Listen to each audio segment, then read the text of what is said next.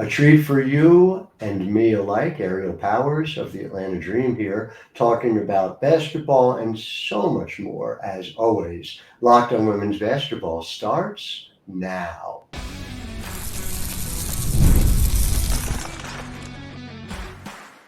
You are Locked On Women's Basketball, your daily podcast on women's basketball. Part of the Locked On Podcast Network, your team every day. A very pleasant Wednesday to you. My name is Howard Megdal, and I want to welcome you to Locked on Women's Basketball. Thank you for making us your first listen every day. More than 200,000 of you showed up in May alone. We are on track to break our mark here in June, the way we show up for you 6 days a week. Subscribe on YouTube or wherever you get your podcasts. And of course, it is not just me, it is the incredible team over at thenexthoops.com. We have over 100 reported pieces every single month on women's basketball. Double-barreled action covering the Atlanta Dream with Wilton Jackson and Hunter Cruz. We will continue. Make sure you help us continue. $9 a month, $72 a year. Subscribe. The work is so important and it's so much fun. And that's getting the chance to talk to Ariel Powers, who, and AP, we go back to Michigan State days. So it's been a minute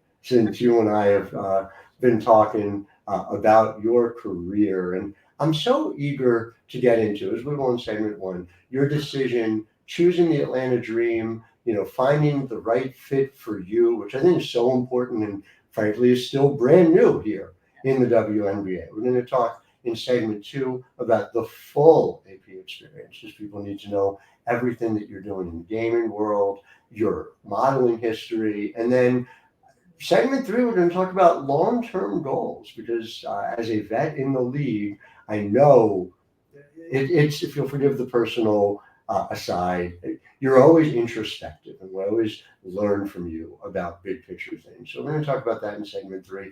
But I want to start up top. Just getting ready for this, I went back over conversations you've had with your dad, and about the fact that so much of this began in Detroit, right? So much of your identity is built there. And we're living in a time now where WNBA expansion is a real thing again. We're excited to see it. We recently heard the Pistons are expressing interest in potentially reviving the Shock. I wrote a book about the fact that the Detroit Shock were top 3, top 4 in attendance throughout their time, right up through the last year. You know that city much better than I do. How ripe is it for WNBA basketball right now? You know what? When I saw the talks about maybe getting the Detroit Shock back, or I don't know, we're going to call it the Detroit Shock, but having a team in Detroit, I was like, we need it. I grew up on that. I saw girls, and those ladies helped me to be where I am today. Not only that, Detroit fans, we're going to support. I mean, no shade at all, but you see our Lions finally made it to a great position, but we've been supportive the whole time, So, I mean, when you talk about attendance, I just feel like if Detroit had a team, the support would be through the roof. So I really hope that it happens.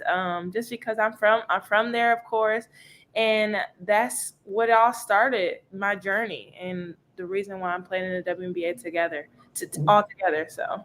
Was it hard when they left town? Do you have specific memories of that? My dad grew up a Brooklyn Dodgers fan. So he was 11, the Dodgers leave town. He remembers it. It was like this imprint on his life. I'm just wondering, was it like that?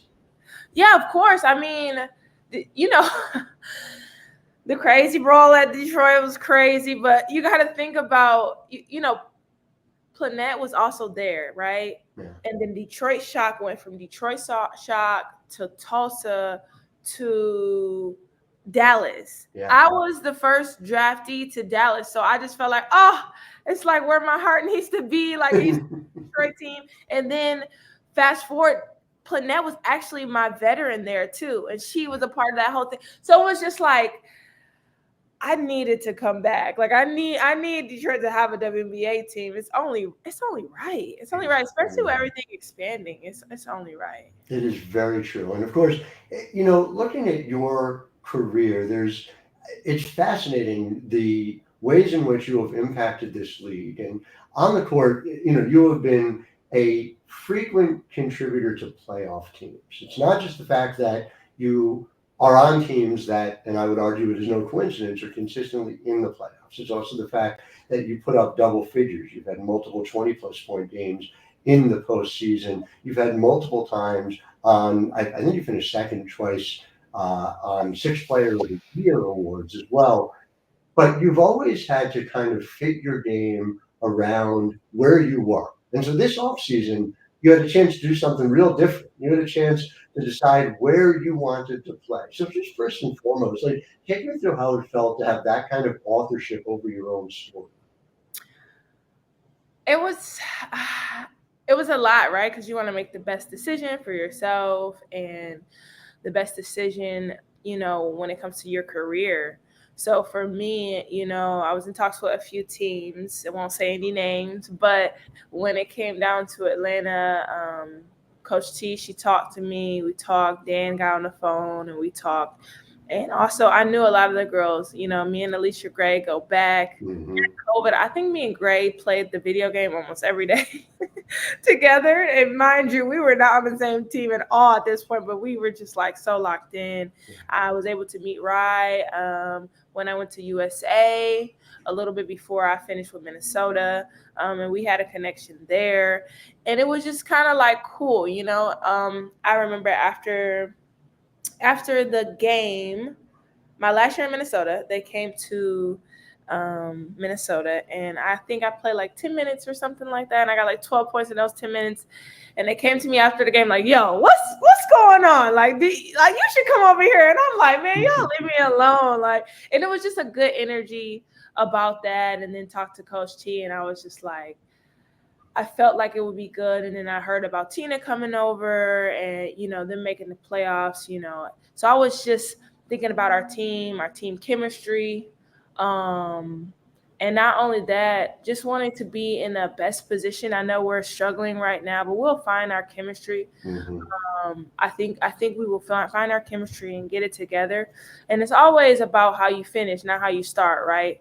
So my vision was coming here, and before I even stepped foot in Atlanta, I already planned to be in the playoffs, at least top 4. And that was one of our first goals that we all agreed on. So now we're just trying to get all the pieces together. We just got Jordan back. Hopefully Rye comes back soon. And then, like I said, it's not about how you start, it's about how you finish. We'll figure it out, but I'm happy to be here. And obviously, in this league, it's more forgiving right now. It's that when 8 of the 12 teams are in the playoffs, you get in the tournament, and then it's just, what are you doing once you're there? You mentioned Jordan, and obviously, and as a point of personal privilege here, like the idea that anyone's judging what the Atlanta Dream are until we see Jordan in the starting lineup and regularly facilitating the point guard seems like a fool's errand to me. And despite Jordan not playing until Sunday, you guys are right there in the playoffs. I mean, so as of right now, you're right where you need to be. You didn't dig yourself the kind of hole that makes it difficult to get out of. Even the top 4, the 4 seed has 6 losses. You guys have 9 losses. Like, there's a long way to go and plenty of time to make up that ground. But it also saw on Sunday you getting in the starting lineup. And I just wondered, for somebody who, as I mentioned up top, you have come off the bench and been an elite performer in this league, multiple different stops along the way. Do you have a preference at this point in your career, starting coming off the bench? Like, what are your thoughts on it? I was talking to my team about this. I didn't choose to be here based on starting or coming off the bench. I chose to be here because I want to win. I want to win. So for me, if helping my team means coming off the bench, I don't have any pride or like something that makes me feel like, oh, I'm too good for this. If my team struggles with bench scoring and I know I can bring that, and I'm going to do that. If, the situation has switched around and now I'm a starter. I've been a starter. I've been in every position. I've been a starter. I've been a bench player. In that run in 2019, I was a bench player with the Mystics, and then Christy got hurt. I was a starter, played extremely well. And then we won a championship. So for me, it's always about what does the team need? What would be helpful in us winning another championship? I want another ring. Like, what's another, when it comes down to it, it's about the team and not about me. So for me, if that means coming off the bench, okay. If that means starting, okay. Whatever is going to lead to a win is more important for me, especially like after getting a ring. I know what that feels like. Yeah. You don't want to feel anything different when you know what that feels like. And that's why I kind of preach to the girls, like, we have a great team, we're athletic, but we need to get some chemistry. We need to get some chemistry on the court, off the court. It matters. And also, making sure we work the ball around because we have so many threats. But for me, that does not matter for me. I want to win. So whatever that means is what I'm going to do. And we'll talk more about this in segment 2, but it must be mentioned. You come over midway through 2018 to a Mystics team that was in the midst of figuring itself out. And then a year and a half later, you guys are champions. So how you get from here to there, you know it. You've done it already. And it's one of the reasons why I know Atlanta brought you in. So more on this in segment 2 with Aerial Powers. I'm delighted is joining us for the podcast. I'm Howard Megdal. You're listening to Locked On Women's Basketball. But first, want to let you guys at home know all about eBay Motors, one of the sponsors of today's podcast. And passion, drive, and patience, the formula for winning championships, is also what keeps your ride or die alive. eBay Motors has everything you need to maintain your vehicle and level it up to peak performance. Superchargers, roof racks, exhaust kits, whatever your car needs, eBay Motors has you covered. With over 122 million parts for your car, you'll always find exactly what you're looking for. And they have this thing called eBay Guaranteed Fit. I'm just going to be honest, I don't know anything about cars. But fortunately, eBay Motors does. So they've got this little green check mark and you click on it. Oh, it fits my car. All right, then I've got it. I can make my car the MVP and bring home huge wins. So keep your car alive at ebaymotors.com. Eligible items only. Exclusions apply. eBay Guaranteed Fit only available to U.S. customers. Man, oh, sorry, go ahead. It was eBay Motors when I had my Jeep and I wanted to do it all cool. Like. I know. I'm telling you, it's so helpful. It is very helpful. You know what else is helpful is Miracle Made sheets, and they also bring you Locked On Women's Basketball. It's been, I know down in Atlanta it's not been hot, right? I mean, it's been like 98 degrees, 99 degrees up here every night. And by the way, just full disclosure, we got a new cat. So we've got a cat in the mix, and he's got to be comfortable. My wife's got to be comfortable figuring this all out. Miracle Made sheets have come through. They make sure it stays cool even in the summer. Traditional bed sheets do not do this, but Miracle Made sheets are inspired by NASA, and they use silver-infused fabrics that are temperature regulating. I'll hear about it from the cat. This is a very vocal cat, but he's very happy. He sleeps all through the night. So you want to be as happy as my tiny cat is, go to trymiracle.com/lockedon. Again, that's trymiracle.com/lockedon to try Miracle Made sheets today. They even have this promo. If you use the code LOCKEDON at checkout, you'll get 3 free towels and save an extra 20%. So upgrade your sleep with Miracle Made. Go to trymiracle.com/lockedon. Use the code LOCKEDON to claim your 3 free 3-piece towel set. Thank you to Miracle Made for sponsoring this episode and making my tiny cat very happy. Yeah, he's not even 3 months old yet. So. Oh, what's his name? Tevye. He is Tevye the cat. He is a Siberian cat. So we think he's Siberian. He looks Siberian. We adopted him from the Pennsville Animal Shelter. So that's congratulations on a new pet. That's awesome.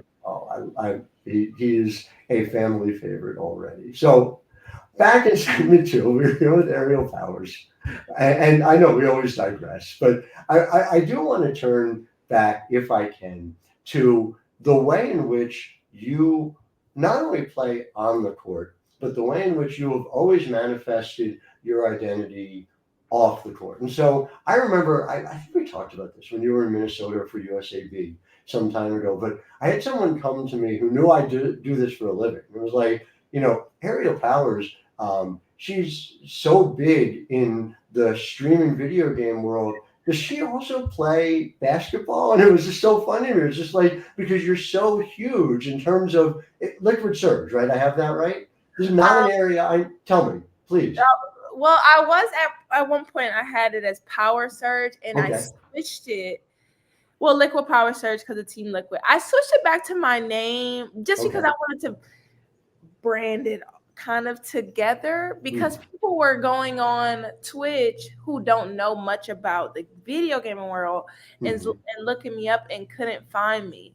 So I was like, okay, let me just switch everything to Aerial Power so everybody can kind of know where I am, I love it. And so when you are, a thing that I came across researching for today was that your connection to video games a lot of it was fostered by being able to play while you're overseas, being able to play with your father, being able to play with Juan. And so do you feel as if that type of connectivity is something that, everyone says, in this electronic moment, that people are more separated or more alone than ever. I would imagine you have a different view about that. Take me through like your sense of community and the way it's driven by video games. I totally do, because it actually started in that championship run, right? In 2019, I got my full setup.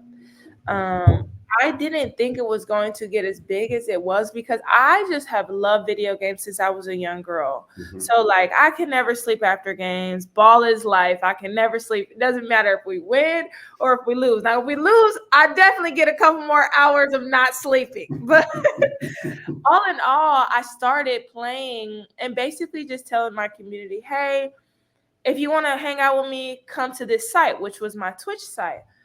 What started happening was people from the games or people that didn't get to see the games would come hang out with me. And then I realized I got to see this different side of me, right? As you see the basketball player and the competitive side of me. Of course, it's competitive on the video game, but I have an actual go back and forth. I read the chat. I talk to the viewers. Like they mean a lot to me, right? So it started to form my own community. So I started a Discord, which is basically a messaging app. So they can come in, they can even just talk amongst themselves, which has now taken over. It's like my own ESPN for WNBA. I'm not kidding. If I need information, I just go on there. They're crazy. But it started that way. And then I started doing tournaments and everything, and it just really took over, and I love it. I mean, streaming is a part of my life. It will always be. It will be something I do even after WNBA. Yeah. To that end, when you think about the way you're set up for any number of things, obviously you've been big in the modeling space as well. When you conceive of the next 3, 4, 5 years, is there an area that you want to expand the most beyond even just basketball itself? Oh my God, that's a great question, Howard. Oh, I do want to take my video gaming to another level. Actually, I just had a couple meetings last week with some people that are going to really help. And when I say to another level, I mean, how can I give it? It's a few people that, I mean, literally they just do it for a living. They don't do anything else. Like that's where I want to get to, where I'm having this community and I turn on my stream and I'm just involved with my stream, but also making money doing it because it's just something I love. And also, I love your YouTube channel and the things that you guys are doing on the podcast. I don't think I'm ready to have a podcast, but I do like my vlogging on my YouTube and starting to really, really get involved with that, showing people another side of the W. For example, what are my teammates like? What am I like with my teammates? What do we do on a daily? Like stuff like that. So I actually just bought a Osmo 3, a Pocket 3, and it's like a cool small camera that I can bring everywhere. I literally bought it. So this next trip that we take to Connecticut and then we go to New York, I'm going to vlog and finally start posting again. So that's like my next steps, my Twitch stream and my YouTube channel, all electronic stuff. I like tech. I love it. And your podcast would be amazing. It's a matter of, I hope when, not if on that. But that is so cool. And I cannot wait to see it. What's the link? How do we share that with people? It is twitch.tv / and my name, Ariel Powers. Okay. Yesterday, I actually just had so I'm into chess too. My dad got me into chess. I am not really good. I know how the pieces move, but I want to get better at it. And chess.com actually just did something with me, and they have a grandmaster. Her name is Nemo. We call her Nemo, and she's teaching me the tricks and how to learn and how to beat people. So, I'm also stepping my way into that too. That is so cool. And I just want to make sure our listeners, the people who are not on YouTube, Ariel Powers, AerialPowers. I've been writing it for a long time, so I know how it's done. I want to make sure that everyone knows that too. Make sure you check out what Ariel's doing. We'll be back segment 3 just to wrap up things, talking about the experience in Atlanta right after this. But first,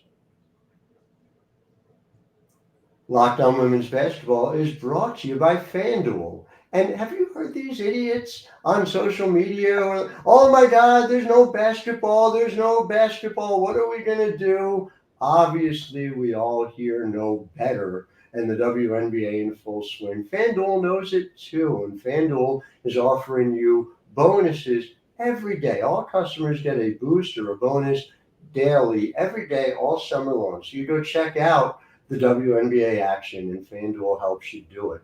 How do you get there? FanDuel.com/locked-on. That's the best way to start making the most out of your summer. That's FanDuel.com/locked-on. Go ahead, get those social media apps where the people are saying that closed. Just go enjoy yourself and enjoy this WNBA season in a variety of different ways. FanDuel, also the official sports betting partner of Major League Baseball, which is also a season apparently that happens in the summer. But more importantly, obviously, WNBA. Back here in segment 3 with the great Ariel Powers. And I guess you talked a lot about, the on-court fit. It makes a ton of sense. Getting to play with Tina. Like I said, we'll see where you guys are. Everyone gets back. Ryan gets back healthy. I can't wait to see it. I know what the talent is, and I know how you guys fit together. But off the court, just take me through it. What are the days like? It's such an interesting locker room you guys have. Who have you been bonded with closest? What is your day-to-day been like in ATL? I've been trying to make sure I connect with all of my teammates in some form or fashion, even the ones that are a little bit more quieter. I'm close to Tina. I'm close to Cheyenne. But I still try and make sure I'm close to Nia. I'm really close to Nia. Especially she's a God-fearing woman, and I love that about her. I talk to her about the Lord. I talk to her about, scriptures, and we just really, we have a connection that it's like, I just love talking to her. She has a great spirit and soul, and I love that about her. But everyone, I just try and connect some kind of way. But it's been so fun, like being on this team and learning, my teammates more than I ever thought I would. Like it's really cool. I tease everybody. I try to be involved some kind of way. But in Atlanta, the culture here is really, really, really fun. Like our games, our first game, Howard, I was like, it's a party in here. Like, whoa, oh my God, they're having so much fun. The DJ was going, Howard. We even had a halftime show. I think Trillville was our halftime performance. And I will never forget my family being able to come, and they're like, they have a good time. No matter what, they're going to have a good time. So that right there, along with seeing my friends like behind the scenes videos that I'm not a part of because I'm in the game and I'm, at halftime I'm doing other stuff. I'm like, you guys are having a good time no matter what's going on. Like it's been fun. It's been amazing. And it also puts in a different perspective. Like I'm so competitive. I'm so passionate. But sometimes I look around and I'm like, this is what it's all about. Bringing people together, everybody having their family, their friends, and just gathering in a space that makes everyone have fun. Like, it's been a blessing. It really has been a blessing in the fact that, my parents were able to come down here. My mother had, the brain surgery about 5, almost 6 months ago. Like, everything for me, I just look at it as in a different lens. And for me, it's just a blessing, honestly, from God to be able to share these moments, not only with my teammates, but my fans and my friends, like, and family. So it's been amazing. I love to hear it, and again, our thoughts and prayers are with your mom as well.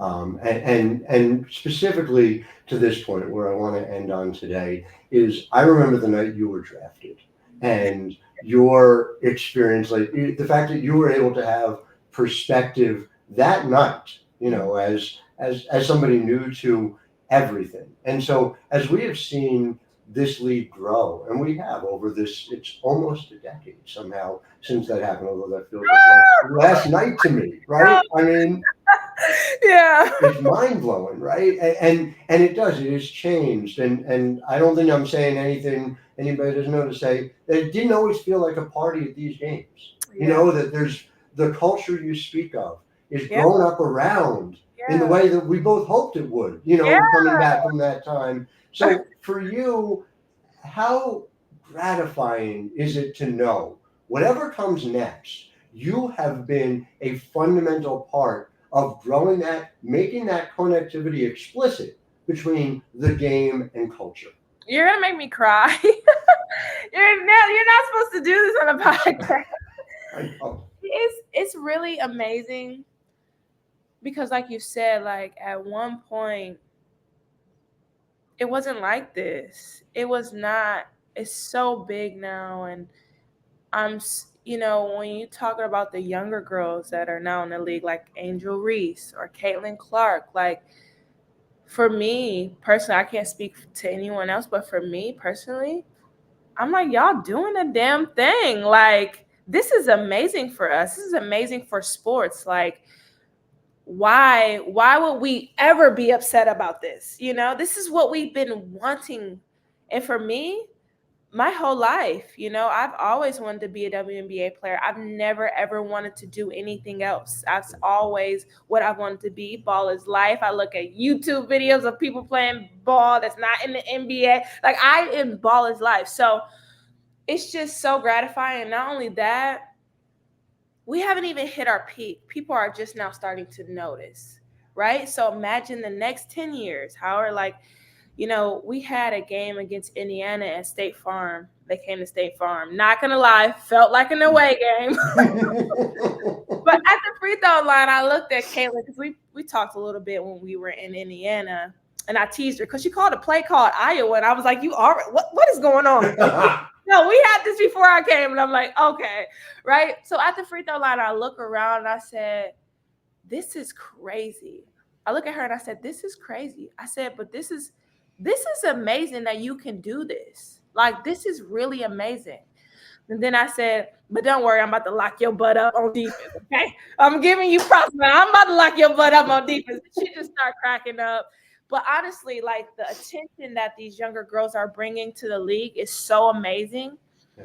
And it's only going to grow from here. And I can't wait to see what it's like in the next 5 years, in the next 10 years. You talk about also the sponsorships and other people getting involved in our sport. It's just going to be amazing. And I can't wait to see the growth. I'm so happy at where we are, but I know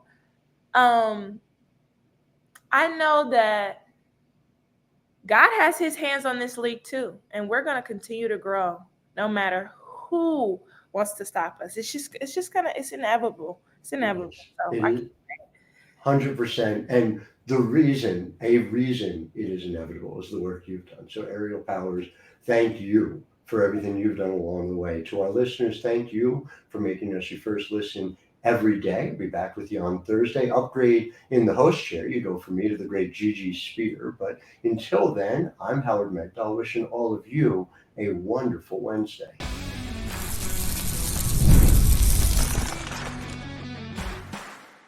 You are Locked On Women's Basketball, your daily podcast on women's basketball. Part of the Locked On Podcast Network. Your team every day.